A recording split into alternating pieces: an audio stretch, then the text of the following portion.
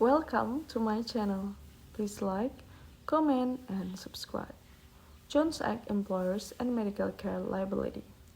The Jones Act covers a wide range of topics related to maritime law as a part of the former Mason-Marines Act.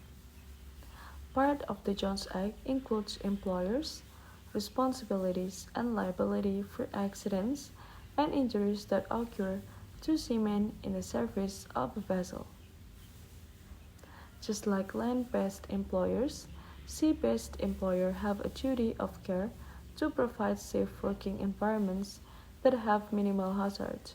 When an employer fails to provide this duty of care, it often leads to accident, personal injuries, and even death of the employees. On land, we refer to injury claims filed by injured employees as a workers' compensation at sea.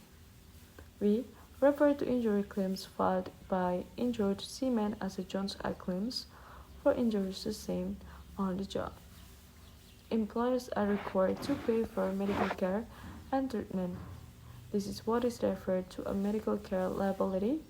Failure to provide the necessary medical care and treatment can result in the employee seeking legal remedies with assistance from a qualified Jones Act attorney or workers' compensation lawyer. And then Jones Act versus workers' compensation. The Jones Act and workers' compensation have many similarities. They both provide medical payments for the care and treatment of on-the-job injuries. However, there are a few key differences you need to know. Does liability matter for workers' compensation claims? With workers' compensation claim, liability is not a factor to claim benefits. The employee could have been at fault for the injuries. The employer could be at fault for the employee's injuries. Both the employee and employer could have been contributed to employee's injuries. And then does liability matter for Jones Act claims? Liability in a Jones Act claims can matter when seeking compensation from an employer. Unlike workers' compensation claim, where liability does not matter to claim benefits, things are somewhat different with the Jones Act claims. The injured maritime worker must prove that the employer contributed in some manner to their injuries. The percentage the employer is at fault does not matter for filing a claim. For instance, the employer provided a faulty safety harness that led to the accident and subsequent injuries. Even if the worker was performing a dangerous task and not following the proper procedures, if part of the reason they were injured was due to the faulty safety harness, then they can file a claim. When an employee is found to have been partially at fault for the injuries, the amount of the compensation can be adjusted due to comparative negligence. This type of negligence is where a percentage is assigned to each party responsible for the accident and injuries, and a compensation recovered is then adjusted by the percentage amount the employer is found to have been at fault.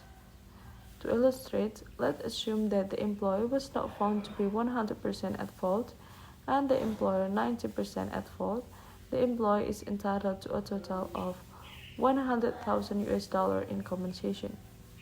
However, since they were 10% at fault, their total compensation received would only be $90,000, 100,000 until $10,000. Please note that these figures are just to illustrate how comparative negligence works and by no means should be used as a legal advice or how much compensation you could receive for your injuries. And then what compensation does the Jones Act cover that differs from workers' compensation? Another key difference between Jones Act claims and workers' compensation claims is the types of compensation one can recover. While both types of injury claims do provide compensation for medical care and treatment and disability payments, the Jones Act offers additional compensation, including lost wages. A seaman can claim past present and future lost wages due to the injuries. And then future medical bills. A seaman can seek compensation for ongoing and future medical care and treatment, such as surgery that is required due to the employer's or ongoing physical therapy. And then lost earnings capacity. The difference between what the seaman would have made if they could return to their former job compared to returning to work at a reduced earning capacity is another form of compensation allowed with the Jones Act claims. And then pain and suffering. An injured seaman can seek compensation for pain and suffering. And then physical disfiguration. If the injuries result in a loss of limb, scarring, or another type of disfiguration, the seaman can seek compensation. And then mental anguish. Compensation can be sought for mental anguish and suffering, such as depression, PTSD, or a reduced life expectancy due to the life injuries. And then punitive damages. In some cases, the court will award the injured party punitive damages, which is an additional type of compensation at the court discretions. Injured seamen can also seek immediate relief for payable benefits provided by maintenance and cure. Another key part of a maritime law, and maintenance and cure does not require establishing who was at fault for the accident and injuries, just like workers' compensation claims. Maintenance provide payments for essential living expenses like food, housing, and basic utilities. Cure provides payment for medical care and treatment expenses. Injured seamen can file for maintenance and cure immediately following that accident. Additionally, if the injured seaman will not qualify for compensation under the Jones Act, they can still draw benefits through maintenance and cure, yet if they do have a grounds for compensation under the Jones Act, they can draw benefits through maintenance and cure as well as seek compensation with a Jones Act claim. And then how to qualify for Jones Act compensation. In order to qualify for Jones Act compensation, there are specific qualifications maritime workers must satisfy. Among these, the most important is that the workers must be in the service of the vessel at the time of the accidents and resulting injuries. Other qualifications include the seaman must spend a minimum of 30% of the time on the vessel. The seaman must perform work that contributes to the ship's overall operations. The vessel owner or employer must be negligent in some manner that resulted in the injuries. If you meet these requirements, then you could potentially have grounds for a filing Jones Act claim against the responsible party or parties. In such situation, there could be more than one responsible party that contributed to the accident and subsequent injuries. For example, a ship owner fails to maintain a seaworthy vessel that they have contracted out to other company. This company is the seaman's employer and is well aware that the vessel is not seaworthy, yet continues to operate it regardless. Since both the ship owner and employer demonstrated a lack of a duty of care for the seaman on board, if there is an accident that results in injuries, then the seaman could potentially sue both the ship owner and employer to compensation with the help from the Jones Act attorneys.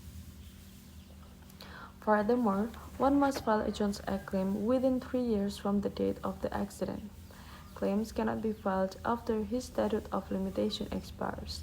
Ideally, one would not want to wait until the last minute to file the claim, as there are sometimes delays and other issues that arise. Instead, it is highly recommended to file a Jones Act claim as soon as physically possible. And then, do I need a Jones Act attorney to file a Jones Act claims? While the law does allow individuals to represent themselves when filing a Jones Act claim, it is never a good idea to do so.